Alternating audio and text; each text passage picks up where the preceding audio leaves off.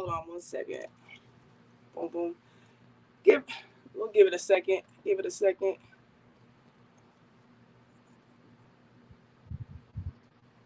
All right. What up, everybody? Welcome back to Ehoo's Performance. This is Coach Ernie Williams and a special guest here, TK LaFleur. She is an expert mental performance coach. She's going to help me get my mental right so I can play ball again. Now, we're not going to go that far. But today, we're doing a four-part, 4-week series on mental performance. This week, we are talking about confidence. That's today's topic. Mostly in youth athletics, but these techniques and these things that we talked about will help older athletes, any type of athlete. We're going to talk about things that coaches or parents can start to look at and maybe notice different tendencies in athletes if they're having low confidence or their confidence goes up and down. We're going to give some athletes some different techniques to keep that confidence boosted up and keep their mental free so we can perform. TK, welcome to the show. What up? Thank you. I appreciate you, having me on here for this. Super excited. You're welcome. Thanks for jumping on and doing this. I'm excited for the next 4 weeks, the next 3 sessions we have. It's going to be great. It's going to be really great. Nobody, I don't think, is really talking about these things and bringing this to the forefront for our young athletes. So I'm glad and proud to bring you onto the show.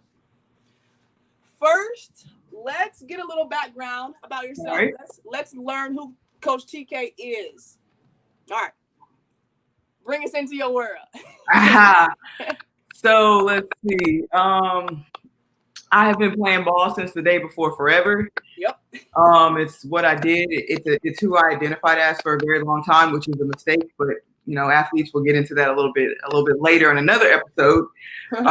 But it did allow me to go on a full ride scholarship to play. I originally went to Nebraska, University of Nebraska-Lincoln out of high school, and then I transferred to TCU, and that's where I finished up and played. Both places were great. Had a lot of success in college. I was newcomer of the year. And nice. When I went to TCU, newcomer of the year, we won the conference championship. I went to 3 NCAA tournaments, 1 WNIT tournament. So a lot of success in college for sure. Then I went on to play pro. I played for a year in Poland. And then I also played for 5 years in the States in the WBCBL out in Louisiana. And that was a great experience for me. That's actually what propelled me to get to Poland, to get some tryouts in Germany, all of that good stuff. So, yeah, I mean, I just was really successful. I got a lot of accolades coming out of high school, accolades in college, accolades at the pro level. I mean, all district, all conference, all state, all this jazz. Like, there's a lot of stuff. And a lot of that is attributed to the coaches and the trainers and the people, family especially, that were in my life that really just pushed me and propelled me and put me in positions to be successful on the court. Right. Awesome. And so you came out in 2005, right? We were the same year. Hey, now listen, I did not come out. Yeah, I came out. So we played against each other in college. Rewind. No, that's not it. Yeah, that's when I came out. 05. Oh man. So play pro. Yep. Went to college, and then bring us back to. So let's talk about your experience in college and maybe pro. Can you talk a little bit about just some adversities you went through? Maybe because of the level you were changing into, or did you have to add some skills, or were there some mental barriers there when you had to make those changes? Yeah, absolutely. So going from high school to college, it's bigger, faster, stronger, right? Everyone is either at your talent skill level or higher. Yeah. And there's a lot more teams that have players that are 6 feet and taller. And so that makes a difference when you get to the rim. You got to shoot a floater instead of just shooting your traditional layup. Like it all matters. But the other big thing is that something that I really had to learn, is there like a feedback, or is that just me? Yeah, do you hear that? I hear that too. Okay. I didn't know if it was just me or what. I don't know what to do with that. Let's see. No, that's all right. I don't hear it as much anymore. I kind of just moved my computer a little bit, so maybe that helped. Nope, that didn't help, but that's okay. I don't have any headphones or anything, so but I'll keep going. But the biggest thing really going from high school to college is I went from being a big fish to a small fish. And I wasn't ready for that because I wasn't ever used to that. I was always used to being one of the top players on whatever team I was on. I was used to being a go-to player, a player that was in the game down the stretch. The coach trusted me, depended on me to make plays. And then when you get to college, it's not always like that, depending on where you go, depending on your skill level, your talent level, what your drive is, all of that stuff. So that was a big adjustment for me. And that actually played into my confidence, and it actually impacted how I felt about myself, how I felt about my game, my skills, my talents, all of that stuff. And I was like, oh my gosh, maybe I'm not good enough to play at this level. But I knew I was, but I wasn't showing it with how I was playing in practice, how I was playing in the games. I was very inconsistent. And when you're inconsistent, that impacts your confidence because if you don't know what version of you, what player of you is going to go out on the court, how can your coach put you in the game if you don't even know? And so that's why being consistent is so important. But it's a mindset, it's a mentality. You have to know you're the best player on the court, even if you're not. It doesn't matter. Tell yourself you are, because then you're going to want to compete so hard to be the best player on the court that you're going to naturally play at the level that you're supposed to play at consistently. So I had to learn how to do that on a consistent basis. And I'll be honest, it took me my whole freshman year to figure that out. It took everybody's whole freshman year. No, Courtney Paris, it didn't take her freshman year. It took her 2 games. Took her 2 games. 2 games and she was good. Wow. Yeah. But I'm just saying, like, it took me my entire freshman year to figure this one thing out. Mm-hmm. And it's only because I've never had to deal with it. Because, like I said, in high school, I was one of the best players. I was like ranked number 5 in my class coming out for guards. So there's not a lot of people between 5 and 1. So why would I think that I need to worry about that? Right. But you do. It doesn't matter if you're the top player in your class or you're the last player in your class. You still have to make that transition. And it starts with your mindset. It starts with confidence. So I definitely had to figure that out. But going into my sophomore year and then on down the line, started putting in extra hours in the gym, started really believing in myself, focusing on what I could control. And once I started doing that, my level of play remained consistent. You were naturally going to get stronger. They were going to put you in the weight room. You were naturally going to get faster. They were putting you on programs and rest. So all of that stuff you didn't have to worry about. I just need to focus on, for me as a guard, my ball handling, my shooting, and my dribbling. And my defense. Yeah. And if I had those consistent, I was good. Yeah. And I'm glad that you pointed those specific skills out, because what I was going to add to you talking about having a killer mindset, right? Trying to be the best player on the court. In addition to that, knowing what you do the best. Like, what is your purpose on any team that you can get on any game that you play? Pick up it doesn't matter who you play with. What are the things that you do naturally? What are your things that you do? And you just listed yours off, right? You just listed yours off. So you understood, okay, I got to put that work in. I got to do those things that I know I can rock at. I know I'm the best on this team for. And then in my mind, believe that I'm the best at that. It's a mentality. Confidence is a mentality. Confidence it's not necessarily you have it or you don't. Either you believe it in your mind or you don't believe it in your mind. That's it. And it's what you tell yourself every day. What are you thinking about every day? What do you focus on every day? Controlling those controllables. Do you say, confidence truly is, it's a choice.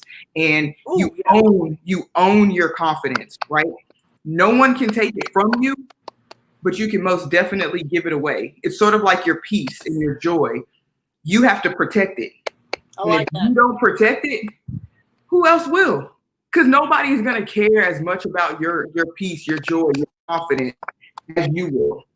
And it's not their job to. It's not your coach's job to instill confidence in you. It's not their job. It's your job to protect that and to go into every game, every practice, pick up. It doesn't matter. It doesn't matter if you're playing horse. Go in, top-notch confidence. Hands down, period, the end. Yeah. And I think, too, if you're just, like you said earlier, just if you're just trying to compete on the highest level of you, that a lot of things, if you just try to do a lot of things like compete all the time, give your best, confidence naturally rises. If you put the work in, if you do what you're supposed to do in the weight room with the programs that our colleges give us, your confidence will naturally rise. But there's a consistency and a patience that you have to have with all the work that we do, the film, the extra shots, right? Everything. It's just it's you got to be patient, but it's a consistency. And once you're consistent, man, that confidence will show up at the right time. It will. No lie. It'll light you up. No lie. So here's a story for you. I told you guys I transferred from Nebraska to TCU my junior year. So I had, for NCAA rules, if you transfer and you're not granted a waiver, you have to sit out a year. So in my sit out year, it's called a redshirt year. In my redshirt year, I knew I had a 0% chance of getting in any game, but I had to show up to practice every day. And my role, my junior year, my redshirt year, was to make sure that whoever I was guarding or whoever was guarding me was getting the most preparation for those games, because I knew that they had to be ready for the game. So even if you have to sit out, even if you're injured, it doesn't matter. My confidence and my mentality was I still have to be on top of my game to make my teammate better. And so when I wasn't in practice and they were traveling, had games, whatever, I was in the gym. I was shooting. I would shoot so many shots on the shooting gun, so many threes, and work on my pull-up game, work on my free throws. That was just one area that I just knew, like, with the coach that I had at TCU, he wanted us to shoot a lot of threes. So I knew I needed to be ready to knock down some threes. For an entire year, I worked out knowing I had a 0% chance of getting in any game. All I could do was cheer from the sidelines, right? So let me tell you what happened. The next season, first game back in over a year, because remember, I sat out from March of the previous season, because that's when we got knocked out of NCAAs. From March of the previous season all the way until November of a season later. So that's like a year and a half of no true game experience. First game back after like a year and a half of sitting out. We played Maryland. Okay, so for people who don't know about Maryland, at that time frame, they were, I want to say, 2 years removed from their national championship. Christy Tolliver is on the team. Marissa Coleman was on their team. Lynetta Kaiser was a freshman. All three of them were All-American. Well, Lynetta Kaiser went on to be an All-American. And then we had Christy Tolliver and Marissa Coleman, who were All-Americans, along with a few others who, were first, second team All-ACC. They're the number 3 team in the country. My first game back. Guess what happened? We beat them by double digits, and I had 28 points. And I went, I think I went 6 for 10 from the 3-point line. Dang. So the point of telling you guys this is, if you put in the work, it doesn't matter how long you have to work. If you put in the work, just like Ernie said earlier, you will get to the point where you're so confident, and at the right time, you will see all of your work just like, boom, there it is. And then you're going to be like, man, if that's what I have to do to play at this level all the time, it's worth it. Because guess what? That's when your confidence increases. That's when, for those in high school looking to get a scholarship, that's when the looks start coming from the college coaches. That's when your coach starts to trust you more because you're playing consistently. That's when all your teammates are leaning on you. That's when it doesn't necessarily mean that you're going to become the leader of the team, but you're putting yourself in position to be the leader of the team because you know what it takes. You know what it took to get you to that level. So that confidence that you're instilling in yourself by preparing, all the hours you spend in the gym working extra, that's adding confidence to you. You should walk in the gym and just know, hey, I shoot threes. I make threes. That's what I do. No questions asked. You can't stop me on the 3-point line. That's how you walk in the gym as a 3-point shooter. It don't matter where they put you, in the left corner, in the right corner, top of the key, left wing. It doesn't matter. If you're a 3-point shooter, that's the mentality you have. But that's confidence. That's a swag. Like that. When people say, "Oh, she has a swag," they're talking about confidence. They're talking about a really, really off the chart level of confidence. That's all swag is. It's not what shoes you're wearing. It's not how you wear your uniform, blah, blah, blah. None of that. No. Swag is confidence. So if you want major confidence, put in the work. Put in the work. And it'll show up. It'll show up in any game. It'll show up in crunch time. You'll be ready for crunch time. You'll be ready for those late game free throws. I've made game-winning free throws. Didn't even know they were the game-winning free throws because there was still so much time left on the clock.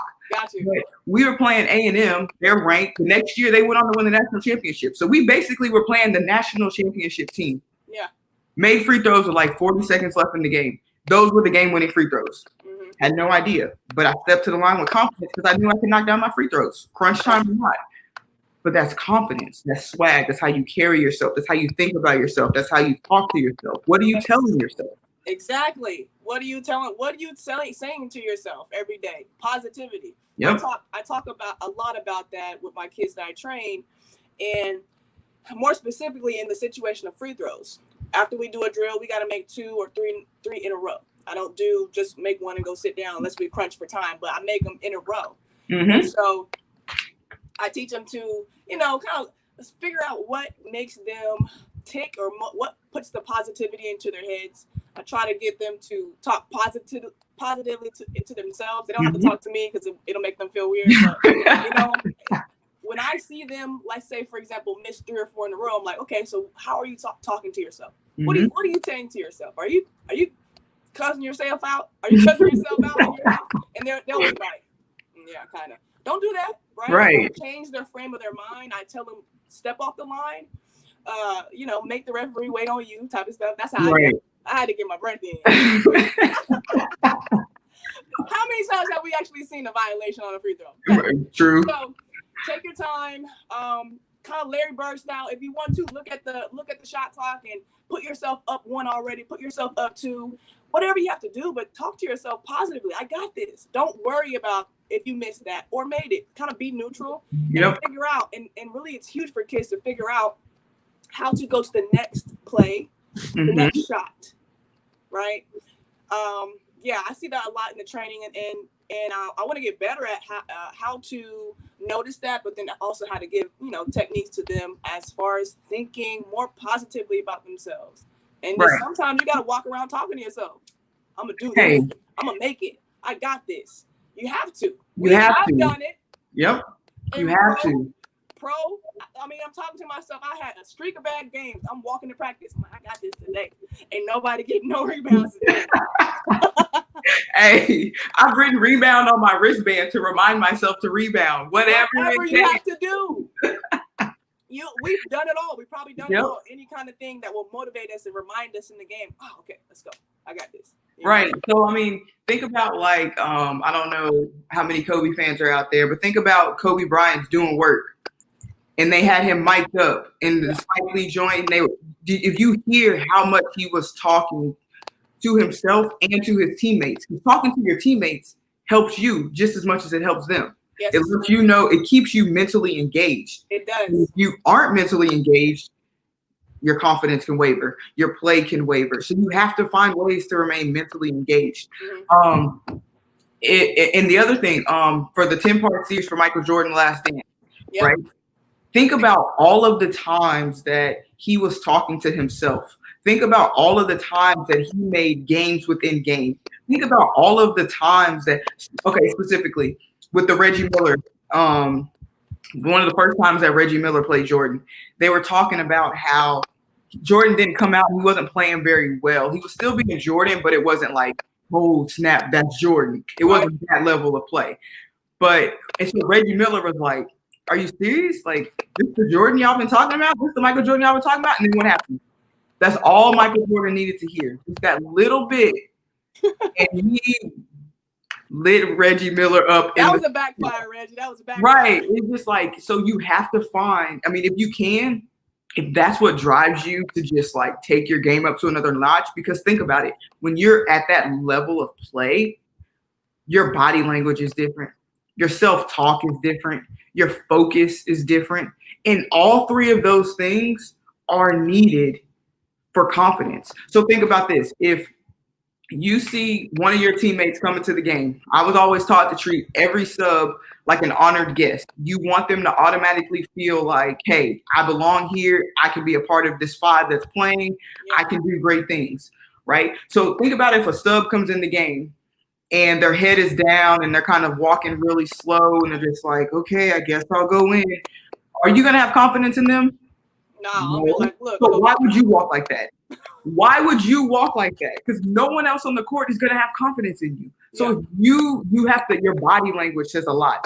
You know, head up, shoulders back, you know, you're walking stern, you're walking with confidence, you're walking briskly, like you're moving with urgency. All of those things exude confidence, because when you start doing that, you start to get that feel of the game. That's the flow that people are talking about. Like, man, she's just in rhythm. She's in the flow of the game. He's in the flow of the game, whatever.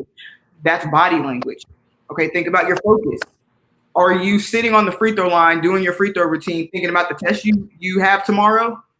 No. If you are, you're probably gonna miss that free throw. And I don't. And you're gonna fail because you didn't study. Right, like while you're in practice, while you're in the game, you can't study for that test. So why think about it?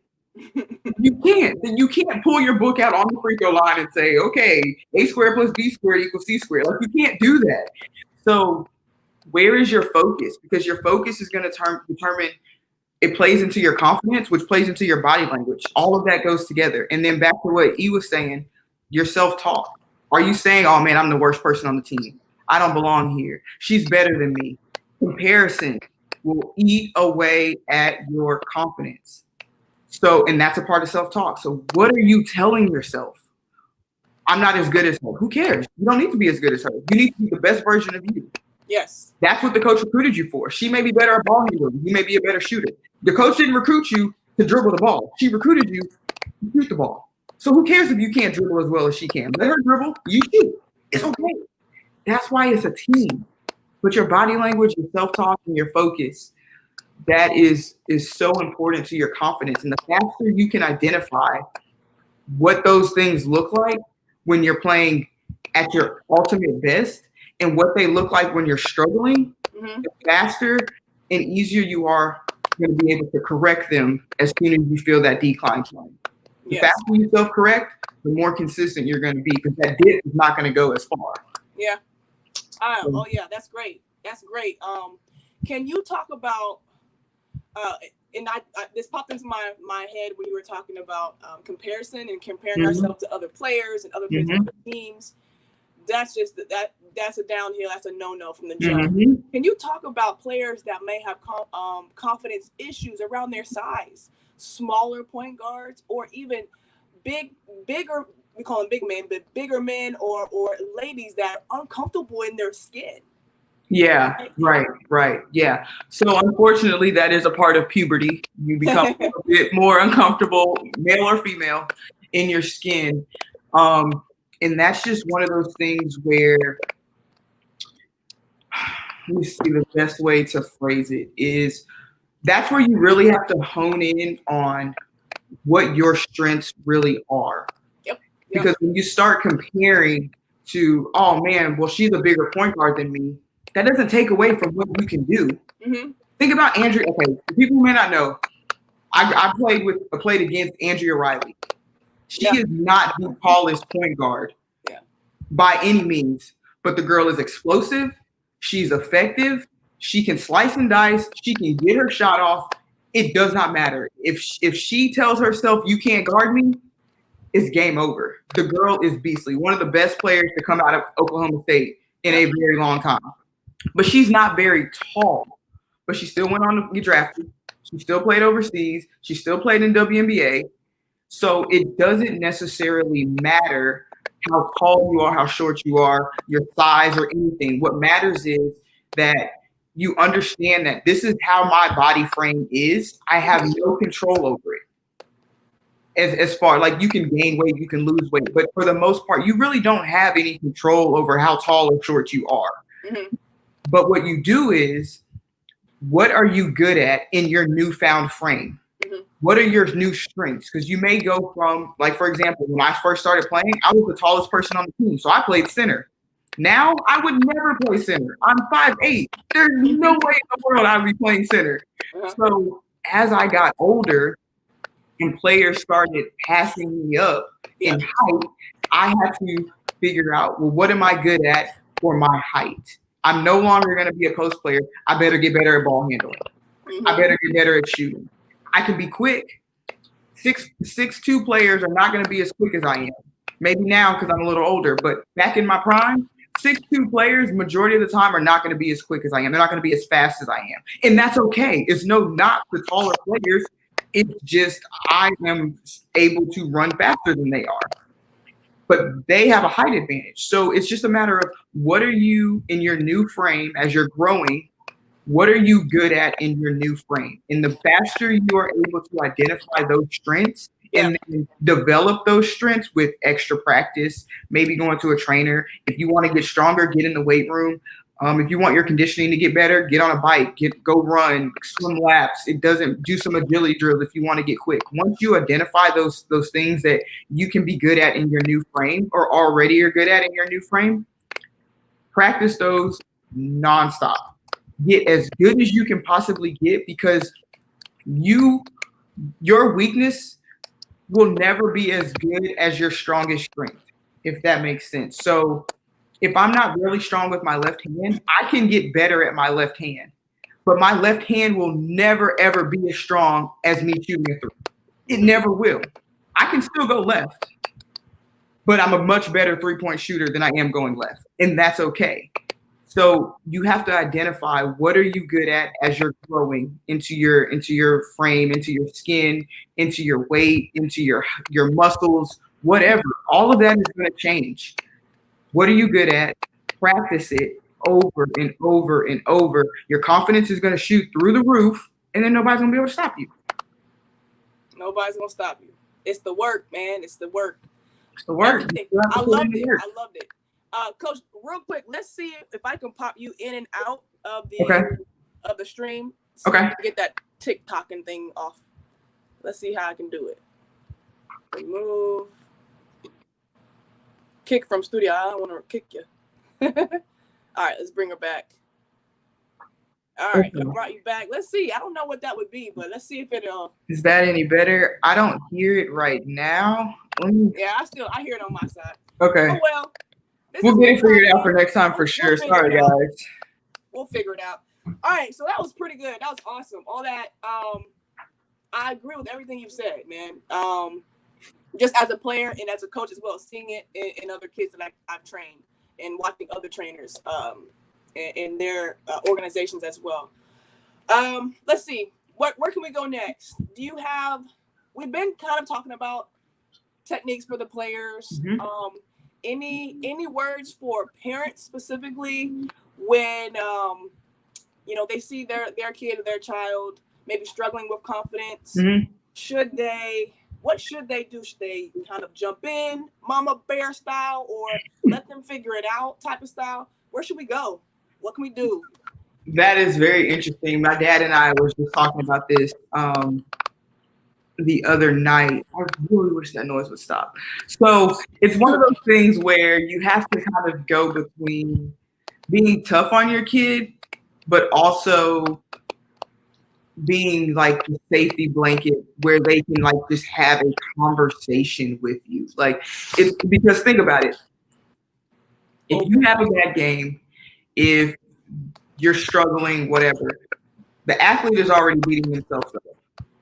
The coach probably yelled at them more than normal during the game, after the game, in timeouts, at halftime, in every other minute. Their teammates may or may not have been saying things to them, or their teammates are like shunning them because they're not happy with how well they played. Yep. So all of these things are going on, and then they get in the car and you yell at them. Well, that's not helping. It doesn't help. It just makes it worse. So there's like a time and a place. So it's just a matter of saying, you know, I know it was a rough game. Even if you wait one day, like let the emotions just die down.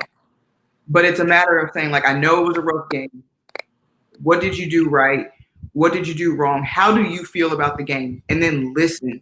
Let the athlete, let your children tell you what their thoughts are, because they have thoughts, and they're probably gonna beat themselves up more than you beat them up in regards to how they feel about their play.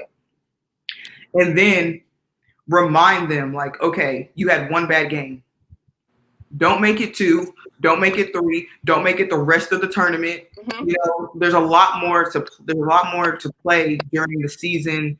If you're an AAU during that tournament, so then be like, okay, just give them the reminders. Like, what are you good at? Well, I'm good at this, this, and this. Well, did you do those things in the game? Maybe I did. Maybe I didn't. What was your body language like when you walked in the game?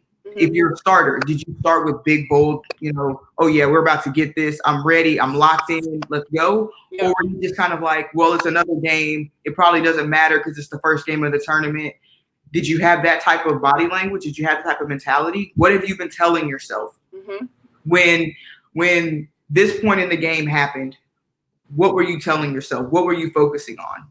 You know, like allow the athlete, ask them those kinds of questions, allow them to express to you what they're feeling and thinking, because those are the things that are going to chip away at their confidence. And if you just yell at them, oh my gosh, you're better than that. You should be doing this. You should be doing that. Why didn't you shoot that shot? And why didn't you catch this pass? And blah, blah, like that doesn't help. It just makes it worse. Do you ever actually get a right answer, an answer when you say why this, why that?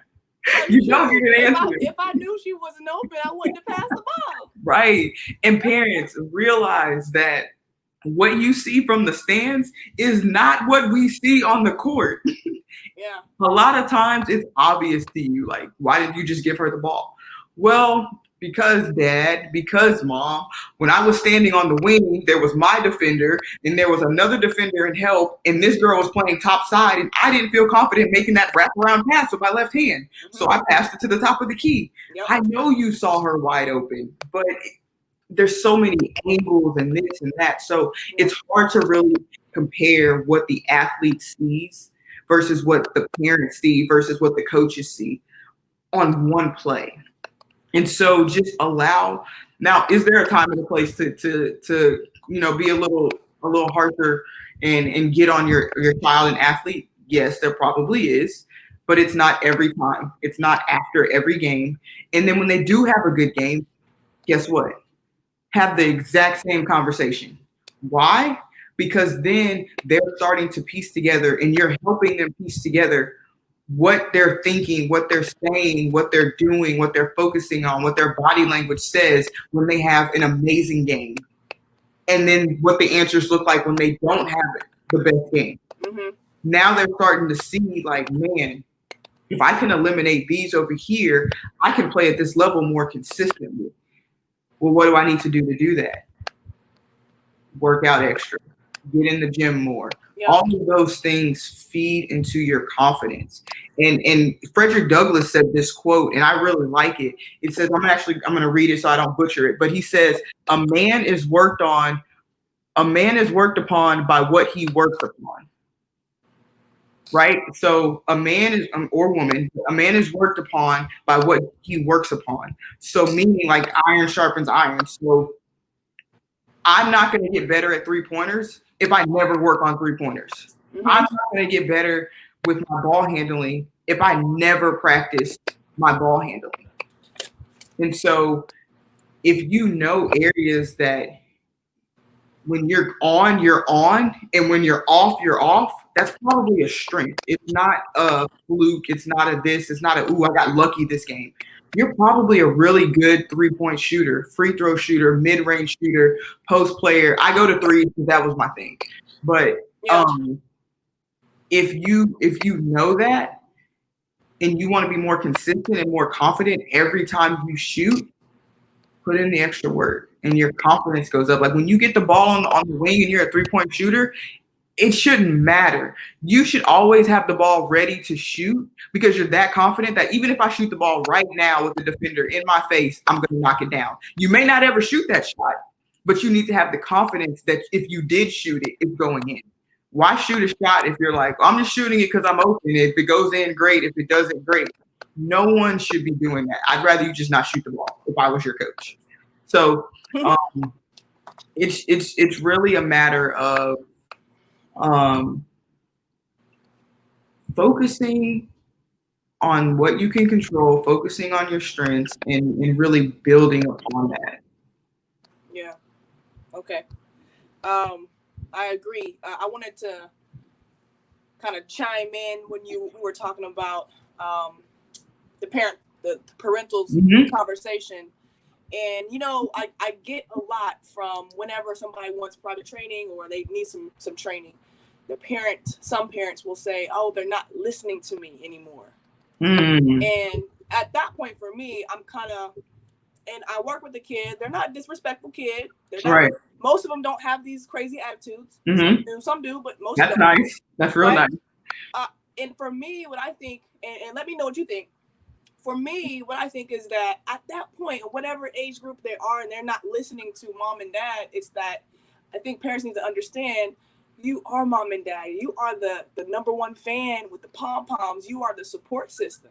If you're not coach, right? And there's some coaches that are parents, and then that relationship is harder because you are both, and you have to understand when to be coach and when to just be mom and dad.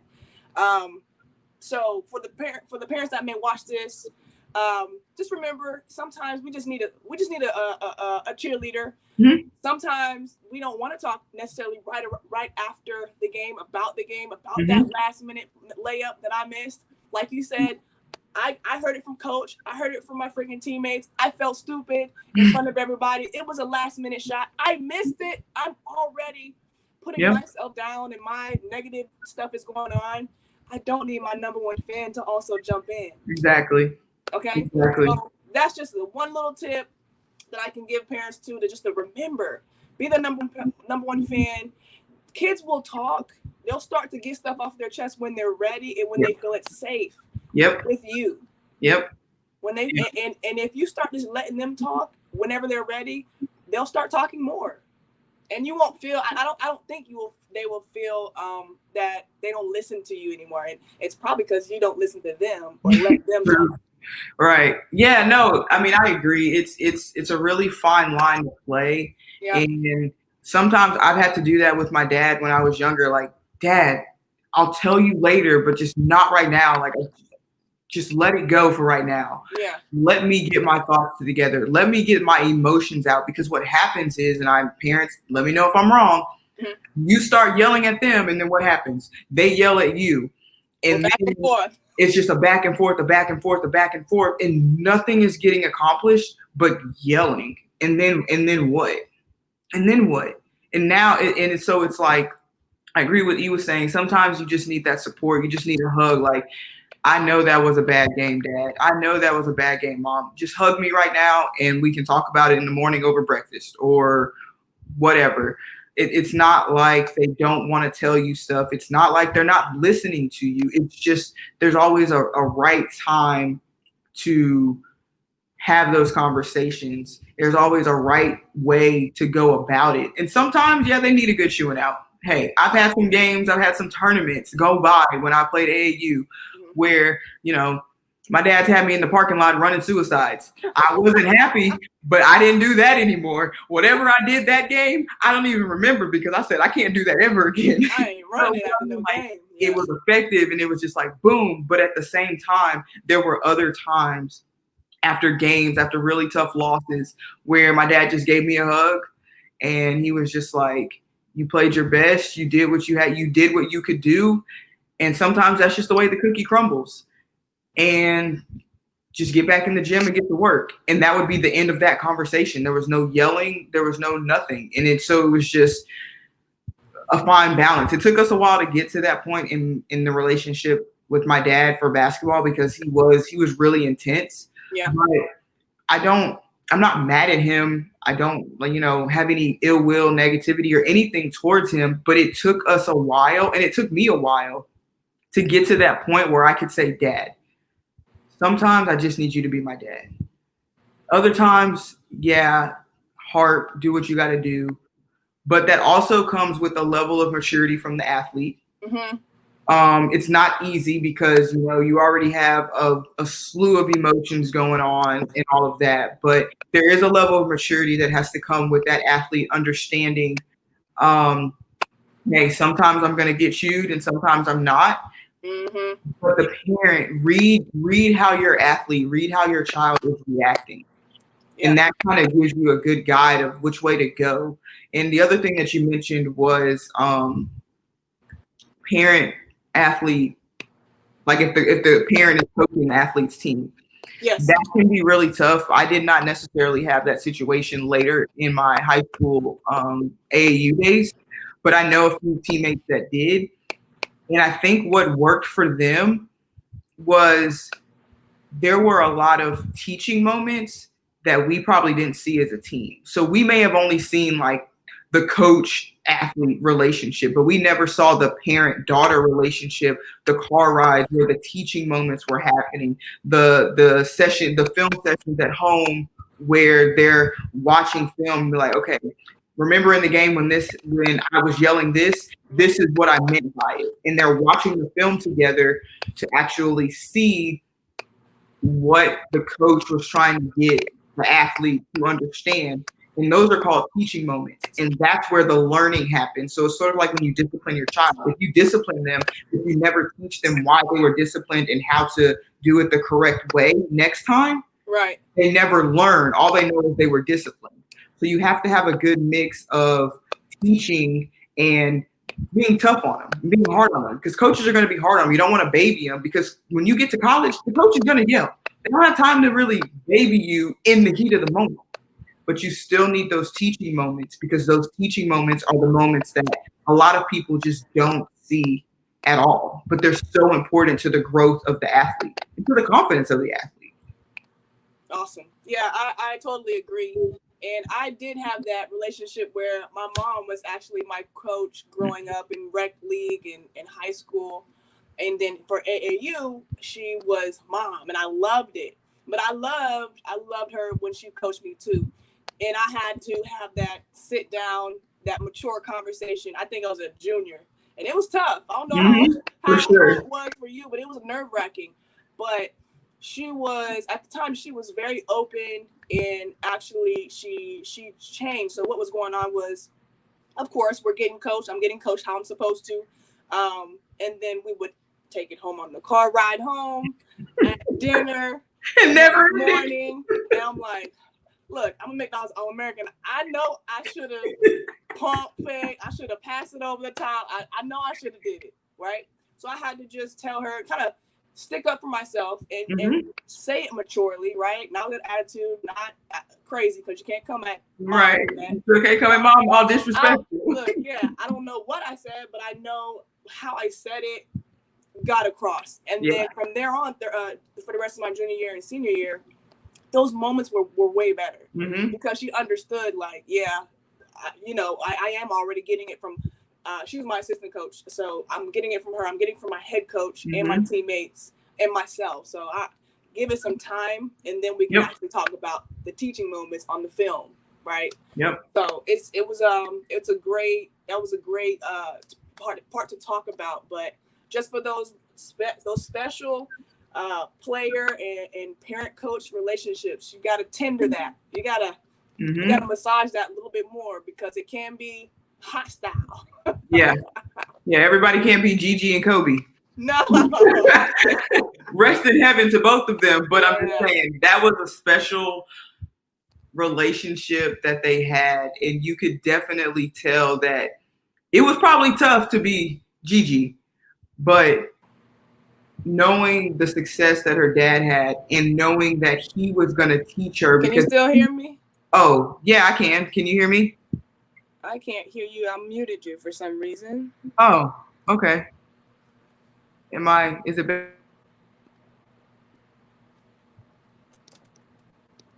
Uh-oh. Let me pop in and out. I don't know what's going on.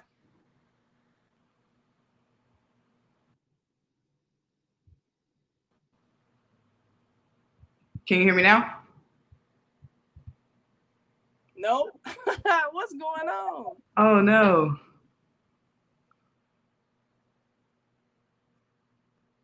All right, let's see if this will work. Add to stream.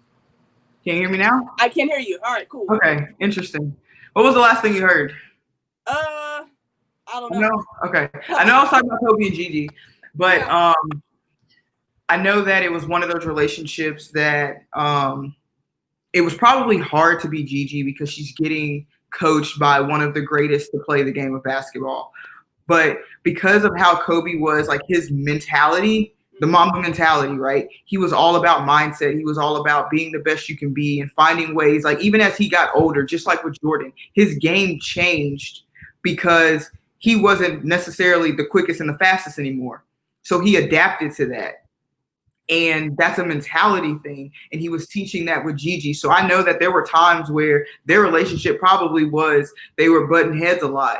But then there were so many teaching moments that she was getting that it kind of offset, and it keeps that love for the game present. It keeps that love for the game in the forefront. And once you lose love for the game, you might as well just hang it up because it's not going to be the same. I know that because for a while, I got to a point where I was like, I don't want to play basketball anymore. And I stopped playing after that because I wasn't going to be any good to anybody on my team, to my coaches, to myself. I wasn't going to do myself any justice by playing when I no longer had a passion to play. And that's okay. There's nothing wrong with that. But you have to recognize it, own up to it, and then take the next steps necessarily. But that's another topic for another day. Absolutely. But the teaching moments that are what really just make any kind of relationship better. Mm-hmm. It's not always going to be, daffodils and rainbows. We wish, but it's not. Awesome. All right, Coach. That's almost out of time for today's session. Any last words or quotes or thoughts that you didn't have a chance to elaborate on that you might just want to get out there? I do have a quote written here. I'll start with the quote and then I'll go into the last little bit that I wrote down. Okay. But it's by Henry Ford, and it says, "Whether you think you can or you can't, you're right." And so that plays right into confidence. So if you think you're the best player on the team, you're right. If you think you're the worst player on the team, you're right. So be very mindful of what you tell yourself, of what you believe. Be very mindful about what you let in as far as outsiders. Don't get caught up in comparison. Don't get caught up in, well, why is she getting more playing time than me? Yeah. Why are they better at this than me? I need to play like them because my game apparently isn't good enough. Like, don't get caught up into any of that. Mm-hmm. Be very mindful about the type of messages that you let into your mind and into your subconscious. And that's going to help keep your confidence level at a really high level. And the last thing that I want to say is you can talk yourself up or you can talk yourself down. Either way, you're going to begin to believe what you say to yourself. Yeah. Right? And then also with your body language, your body language exudes confidence. So when you mentally choose to be confident, your body language follows. Mm-hmm. So it really is, confidence really is a mindset. It's a choice. It's a decision to wake up every day and say, I'm confident in my abilities, in myself. I know I can do it. Yeah. And then you go out and you do it. So that's really all that I have on confidence. If you want to dive more into some of the things that I've said, I'm going to just do a little plug here if you don't mind. Do it. If you want to dive more into more of what I said about how to identify your body language and your focus and self-talk and all of that stuff, please check out the website. It's www.mindset180academy.com. It's right there on the bottom banner. Mm-hmm. Shoot me an email, which is on the screen. I'm always open to having these conversations. I'm wanting and open and available to work with with the athletes, with the teams. It doesn't matter. Getting you on the schedule, getting you on the calendar to start working through mental performance training, because this is an art. Just like you do skills, you do drills to gain your skills on the court. We do drills. We do mental performance drills that enhance your skills, and that becomes your mental performance skill set. It's the same concept. We just do it all with our brains. And so that'll help keep you playing at a high level consistently. Absolutely. Absolutely. We're going to dive in more to the 180 Academy in our next session and talk more about what you offer so people can get in your deep. Yep. And we lost our host. Yep.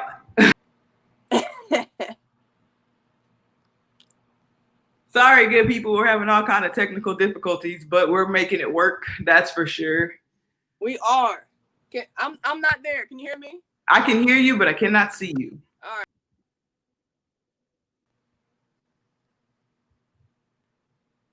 What in the world? It's okay, guys. Well, it's my show now, people. What's up? Look, I got the black square going on. Anyway, we're going to talk more about your 180 Academy next session. We're going on Mondays at 4:30 for the next, 3 weeks? 3 weeks. And we are going to chop it up about mental performance. Okay, so like I was saying, you guys need to email her. She's going to talk more about what she can offer your teams, your individual players. And the stuff is so great. It's so great, and we need this. You have to have a mental capacity and a high confidence player and team to have that performance on the court, and that's all we want. We want that performance on the court, so it's got to start with that thing that's above our eyes, that brain, okay, and that heart, what we think about ourselves. Coach TK, thanks for coming through. Thanks for having me. All right. So stay on here, Coach. I'm going to end the live, and we are going to see you guys next Monday at 4:30. We got a new topic. All right. Peace out, y'all. Have a good one. Thank you.